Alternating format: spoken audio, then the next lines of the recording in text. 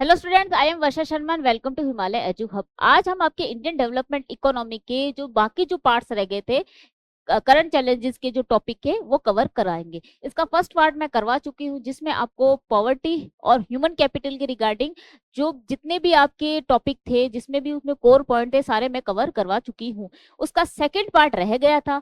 Second part में आपका है रूरल डेवलपमेंट, एम्प्लॉयमेंट, इंफ्रास्ट्रक्चर और सस्टेनेबल डेवलपमेंट। ये कराने के बाद में ये चैप्टर आपका कंप्लीट हो जाएगा। ये आपके बोर्ड के रिगार्डिंग और सीयूटी यूजी के रिगार्डिंग भी ये चैप्टर आपका इंपॉर्टेंट रहेगा। तो फर्स्ट पार्ट आपने नहीं देखा है तो जाके आप देख लीजिएगा, लिंक आपको शेयर कर दिया जाएगा डिस्क्रिप्शन बॉक्स में। ठीक है, तो चलिए बिना टाइम वेस्ट किए हम क्लास को स्टार्ट करते हैं।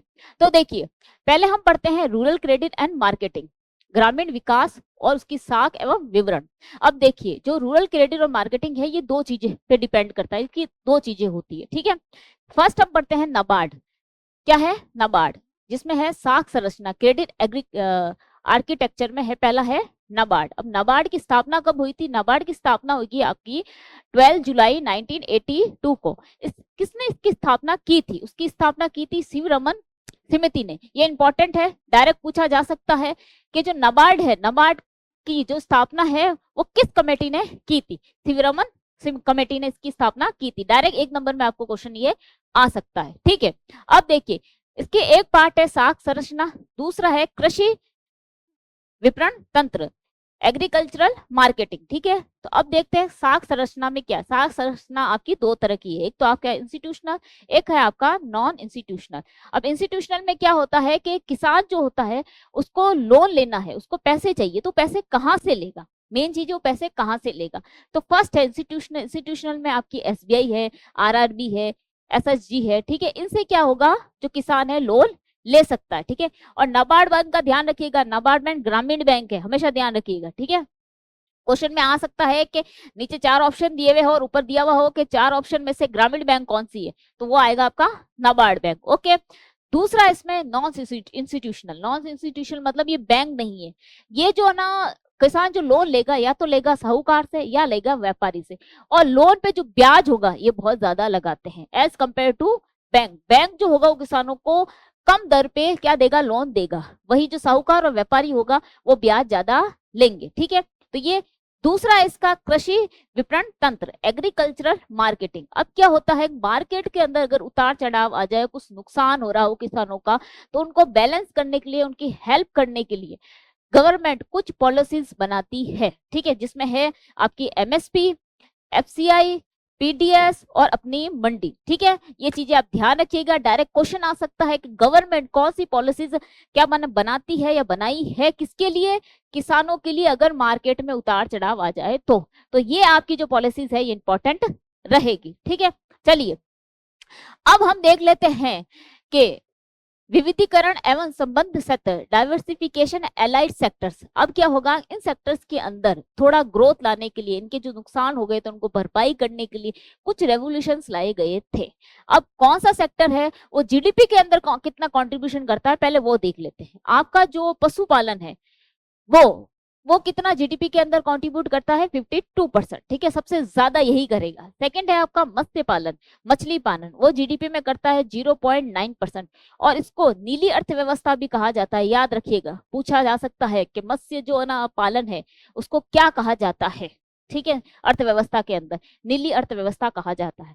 फिर है बागवानी। बागवानी जो आपके फूल और सब्जी, ये जीडीपी में 6% आपका योगदान करता है। ठीक है, ये आप तीन सेक्टर, ये इंपॉर्टेंट सेक्टर। सबसे ज्यादा कौन कंट्रीब्यूट करता है? पशुपालन करता है। ओके, फिर कुछ क्रांतियां लाई गई थी। ठीक है, क्या लाई गई थी? एक तो व्हाइट रेवोल्यूशन लाई गई थी आपकी, किससे रिलेटेड थी? दूध से रिलेटेड थी। इसको क्या कहा गया था? ऑपरेशन फ्लड कहा गया था। और 1970 में 1970 में ये क्या लाई गई थी? ये रेवोल्यूशन लाया गया था।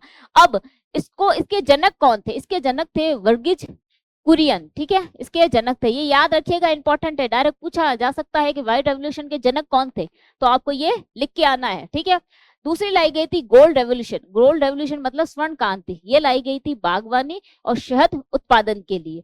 फिर आपकी लाई गई थी ऑर्गेनिक फार्मिंग। ऑर्गेनिक फार्मिंग लाई गई थी। क्यों लाई गई थी? ये इसलिए लाई गई थी कि जो किसान जो फर्टिलाइजर्स पेस्टिसाइड्स वगैरह यूज करते थे वो यार ना यूज करके जो ऑर्गेनिक खाद है वो यूज करे, जिससे क्या होगा, जो मिट्टी होगी वो भी सही रहेगी। क्योंकि आप पेस्टिसाइड्स फर्टिलाइजर्स वगैरह यूज करते हैं ना, तो एक टाइम बाद उस मिट्टी की वो मिट्टी क्या होगी, उसकी गुणवत्ता होगी वो खत्म हो जाएगी। तो ये क्या लाई गई थी, जैविक खेती, ऑर्गेनिक फार्मिंग का भी रेवोल्यूशन लाया गया था। ठीक है, चलिए अगला देखते हैं। ये खत्म हुआ अपना।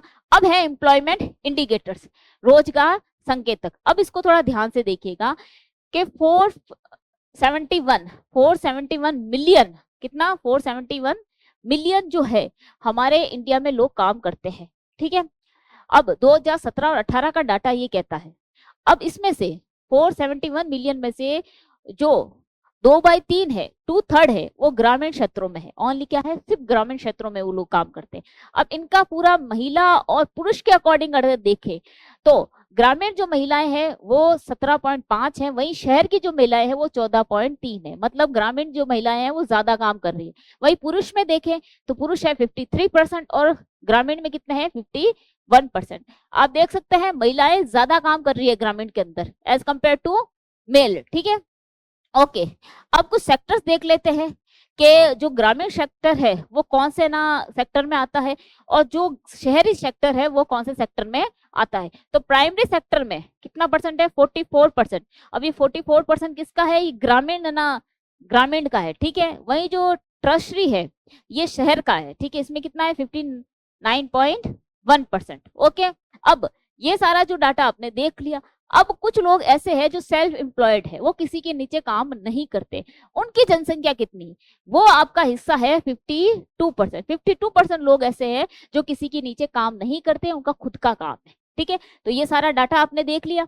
अब आते हैं अगले, इंफ्रास्ट्रक्चर किसमें इंक्लूड होती है, एनर्जी के रिगार्डिंग देखते हैं। ठीक है, ऊर्जा के रिगार्डिंग देखते हैं। तो देखिए 2017-18 का ये डाटा है। 2017-18 के डाटा के अकॉर्डिंग जो इंडस्ट्री है वो कितना कवर करती है, 42, घरेलू डोमेस्टिक 24, एग्रीकल्चर आपका 18% और अन्य जो है आपका 16%। इसमें सबसे ज्यादा कौन बता रहा है, आपका इंडस्ट्री। तो एनर्जी सबसे ज्यादा किसमें इंक्लूड है, मतलब कह सकते हैं कौन सा सेक्टर सबसे ज्यादा एनर्जी को क्या करता है, कवर करता है, इंडस्ट्री कवर करता है। सबसे याद रखिएगा, क्वेश्चन में आ सकता है, सबसे कौन सा सेक्टर है जो एनर्जी को सबसे ज्यादा कवर करता है। ठीक है, कौन सा सेक्टर है, इंडस्ट्री सेक्टर है, याद रखिएगा। ठीक है, अब आप देख सकते हैं कि आर्थिक के अकॉर्डिंग और सामाजिक अकॉर्डिंग ये दो तरीके का होता है इंफ्रास्ट्रक्चर। अब आर्थिक में क्या आता है, परिवहन और बिजली, और सामाजिक सोशल में क्या आता है, स्वास्थ्य और शिक्षा। अब ऐसा नहीं है कि इंफ्रास्ट्रक्चर है तो ये दोनों में बराबर कर रहा है, नहीं, इन दोनों में डिफरेंस होता है। कोई चीज तो बहुत अच्छी चल रही है तो कोई चीज बहुत खराब चल रही है, डिक्लाइन पे चल रही है, उसमें ग्रोथ की जरूरत है, चीजों की चेंजेस की जरूरत है, पर नहीं हो पा रही है। ठीक है, अब ऊर्जा के स्रोत कितने होते हैं, ऊर्जा के स्रोत दो तरीके के होते हैं। ठीक है, जिसमें पहला है आपका व्यवसायिक और दूसरा है आपका गैर व्यवसायिक। ठीक है, पहला ये है, दूसरा ये है। अब सीधा आ सकता है कि व्यवसायिक में कौन सी चीजें, ऊर्जा की कौन सी चीजें आती है, डायरेक्ट पूछा जा सकता है। तो उसमें है आपका कोयला और तेल, कितना, 74%। और गैर व्यवसायिक में आपकी है लकड़ी और गोबर, वो कितना है, 26%। याद रखिएगा। अब बिजली के अकॉर्डिंग कुछ डाटा देख लेते हैं ग्रामीण का। देखिए आज हमारे 2026 हो गए हैं, फिर भी आज भी गांव के अंदर 43% जो परिवार है वो केरोसिन का यूज करते हैं बिजली के लिए। ठीक है, रोशनी के लिए। वहीं ओनली 56% जो लोग हैं उनके पास बिजली है। आज 2026 होने के बाद भी ये कंडीशन है कि ओनली 56% के पास बिजली है गाँव के अंदर, वहीं 43% क्या है, आज भी केरोसिन का यूज करते हैं। चलिए, मैंने आपको ऊर्जा के रिगार्डिंग बता दिया। अब हेल्थ के रिगार्डिंग इसका देखते हैं डाटा क्या है। ठीक है, इंफ्रास्ट्रक्चर का। अब देखिए ग्लोबली अगर देखें, पूरी दुनिया के अकॉर्डिंग देखें तो हमारे भारत की जनसंख्या 18% है। ठीक है, और पूरी ग्लोबली दुनिया के अकॉर्डिंग देखें तो 80% जो रोग है वो हमारे इंडिया के अंदर है। जो डिजीज है, जो ग्लोबल बर्डन ऑफ डिजीज है वो कितनी है हमारे इंडिया के अंदर, 80% है। और ऊपर से हम अपने जीडीपी का ओनली 3.9% अपने हेल्थ पे खर्च करते हैं। 80% हम रोगों के बोझ के नीचे दबे हैं, फिर भी हम जीडीपी का 3.9% ही यूज करते हैं। ये बहुत ज्यादा कम है। और जनसंख्या का हम 18% क्या है हमारी दुनिया की पूरी जो 18% जनसंख्या मान सकते हैं हमारा ओनली इंडिया के अंदर है, ठीक है। वही अगर महिलाओं के स्वास्थ्य के अकॉर्डिंग देखें तो 2021 में 1000 पुरुष पुरुष पे 927 हमारे यहाँ पे महिलाएं थी, वो डिक्लाइन हुई है, गिरी है। कितनी? 1919 ही हुई है। जब 2011 के अंदर जनगणना हुई थी तो 1000 पुरुषों पे 919 ही महिलाएं दर्ज की गई थी। ये डिक्लाइन हुई है, इंक्रीज नहीं हुई है। दूसरा क्या है? अनेमिया की बीमारी, ठीक है, खून की कमी। अब होता क्या है, जो शादीशुदा महिलाएं हैं अगर वो प्रेग्नेंट वगैरह होती है, बच्चा होता है, तो 50% से भी ज्यादा ऐसी महिलाएं हैं जिसमें अनेमिया की बीमारी, भी कह सकते हैं अनेमिया देखा गया है, खून की जो कमी है वो देखी गई है, ठीक है। उसके अलावा हमारे यहाँ पे लड़कियों की 15 से कह सकते हैं 19 वर्ष की जो लड़कियां हैं हमारे यहाँ पे शादीशुदा है, ठीक है। कितनी? 15 से 19% की लड़कियां, हम 15 से 19 वर्ष की जो लड़कियां हैं, साल की जो लड़कियां हैं हमारे यहाँ पे शादीशुदा है, मतलब सबसे ज्यादा रेशियो है। हमारे यहाँ पे कम उम्र में ही शादी करवाई जाती है, ठीक है। अब वो 15 से 19 साल की जो लड़कियां हैं हमारे यहाँ पे, उनकी 5%, ठीक है, 5% क्या है, उनमें से जो 5% है वो क्या है, माँ बन जाती है। कम उम्र में ही क्या होती है, माँ बन जाती है। एक तो कम उम्र में उनकी शादी करवा दी जाती है, ठीक है, और 15 से 19 वर्ष की जो लड़कियां हैं उनके बीच का जो एज क्या, ये एज है, इस एज में 5% लड़कियां कम उम्र में भी माँ बन जाती है। तो ये महिलाओं को लेके उनके स्वास्थ्य का बहुत बड़ा एक संकट है जिसपे ध्यान देने की जरूरत है। गवर्नमेंट ने कुछ निकाला भी है इनके रिगार्डिंग। एक तो ISM आयुष्मान, आयुष्मान के अंदर आयुर्वेद, योग, यूनानी, सिद्ध और होम्योपैथी के रिगार्डिंग चीजें प्रोवाइड की गई है। सीधा आ सकता है क्वेश्चन कि आयुष्मान के अंदर क्या क्या चीजें हैं, तो डायरेक्ट आपको ये नीचे दिया हुआ होगा, आपको टिक लगाना है, ठीक है। चलिए अगला देखते हैं। अगला लास्ट है अपना सस्टेनेबल डेवलपमेंट, ठीक है। अब इसके बिना पूरा जो इकोनॉमी है अपना अधूरा है, इसके बिना पूरा अधूरा है। अब इसका कुछ हम देख लेते हैं, परिभाषा देख लेते हैं कि भविष्य की पीढ़ियों की आवश्यकताओं से समझौता किए बिना वर्तमान आवश्यकताओं को पूरा करना। सिंपल सी चीज ये है कि पर्यावरण, एनवायरनमेंट, अपनी धरती जो है उसको नुकसान किए बिना एक सस्टेनेबल डेवलपमेंट करना, ठीक है, उनको नुकसान किए बिना, ठीक है, बिना पॉल्यूशन के, बिना एनवायरनमेंट को खराब किए एक अच्छा डेवलपमेंट करना। तो इसके रिगार्डिंग ये रेफरेंस किसने दिया था? ये दिया था ब्रेटलैंड कमीशन 1987 के अंदर। ये याद रखिएगा, डायरेक्ट पूछा जा सकता है सस्टेनेबल डेवलपमेंट का रेफरेंस किसने दिया था। और इनका स्लोगन क्या था? ओवर कॉमन फ्यूचर, हमारा सबका कॉमन फ्यूचर, भविष्य, ठीक है, ये इनका स्लोगन था, याद रखिएगा। अब इनको दो तरीके से देखते हैं कि इन्होंने क्या क्या कहा। एक तो क्या है कि ग्लोबल वार्मिंग, हमारी ग्लोबल वार्मिंग हो रही है। क्यों हो रही है? हमारी जो ग्रीन हाउस गैसेज होती है, ग्रीन हाउस गैसेज क्या करती है कि जो हमारा तापमान है, जो धरती का तापमान है वो बढ़ा देती है। इसकी वजह से क्या हो रही है? सबसे ज्यादा ग्लोबल वार्मिंग हो रही है, ठीक है। इसका उपाय किसने दिया था? इसका उपाय दिया था क्योटो प्रोटोकॉल 1997 में, इसका उपाय इन्होंने दिया था, ठीक है। सेकंड है ओजोन। एक तो ओजोन लेयर क्या हो रही है? खत्म हो रही है, ठीक है। किस वजह से? CFS के द्वारा। अब जो हमारे उसके लेयर, ओजोन लेयर में, ओजोन की लेयर वो कहाँ पाई जाती है? वो पाई जाती है स्ट्रेटोस्फेयर के अंदर। स्ट्रेटोस्फेयर को क्या हो रहा है? पूरी तरह नुकसान हो रहा है, ठीक है। क्यों हो रहा है? होता यह है कि ओजोन लेयर करती क्या है, ओजोन लेयर जो सन से जो हार्मफुल रेडिएशंस आती है, यूवी रेज वगैरह, उनको क्या है, वहीं रोक लेती है, धरती तक आने नहीं देती। अगर वो धरती तक आ जाए तो क्या नुकसान होगा? हमें स्किन कैंसर हो सकता है, ब्लाइंडनेस हो सकती है, काफी ज्यादा हमें जो स्किन के रिगार्डिंग, ब्लाइंडनेस के रिगार्डिंग, या कह सकते हैं कि यूवी रेडिएशन अच्छी तो है नहीं, तो वो धरती के लिए बहुत हार्मफुल होती है, जीवों के लिए बहुत हार्मफुल होती है। तो ओजोन लेयर क्या करती है? उसको रोकती है। और ये कहाँ पाई जाती है? स्ट्रेटोस्फेयर के लेयर के अंदर पाई जाती है। ये green house, stratosphere, ozone layer के रिगार्डिंग मेरा डिटेल एटमॉस्फेयर करके एक वीडियो वो देखिएगा, आपको बड़ा इंटरेस्ट आएगा कि हमारी जो धरती है वो कौन सी लेयर से क्या कर सकती है, ढकी हुई है, और कौन सी लेयर क्या काम करती है और कितनी हमारे लिए इंपॉर्टेंट है, ठीक है। ठीक है, चलिए अब इनके रिगार्डिंग एक लक्ष्य तय किया गया था। किसने किया था? UNSDG ने, ठीक है। 2023 तक 17 लक्ष्य इन्होंने तय किए गए थे। डायरेक्ट क्वेश्चन आ सकता है कितने लक्ष्य तय किए थे इन्होंने? 17 लक्ष्य तय किए थे। वही नोडल एजेंसी नीति आयोग, ठीक है, तो ये याद रखिएगा पूरी, ये इंपॉर्टेंट है इसके रिगार्डिंग, ठीक है। अब थोड़ा इसका एक सतत विकास का रणनीति देख लेते हैं कि प्रॉब्लम क्या है और सॉल्यूशन हम फटाफट कैसे कर सकते हैं। तो देखिए, प्रॉब्लम है लकड़ी और गोबर। अब गांव में क्या होता है के खाना बनाने के लिए लकड़ी और गोबर यूज किया जाता है और जिससे पॉल्यूशन फैलता है। इसके जगह पे एलपीजी यूज कर सकते हैं या गोबर गैस यूज कर सकते हैं जिससे प्रदूषण कम होता है। ठीक है, पहला ये है।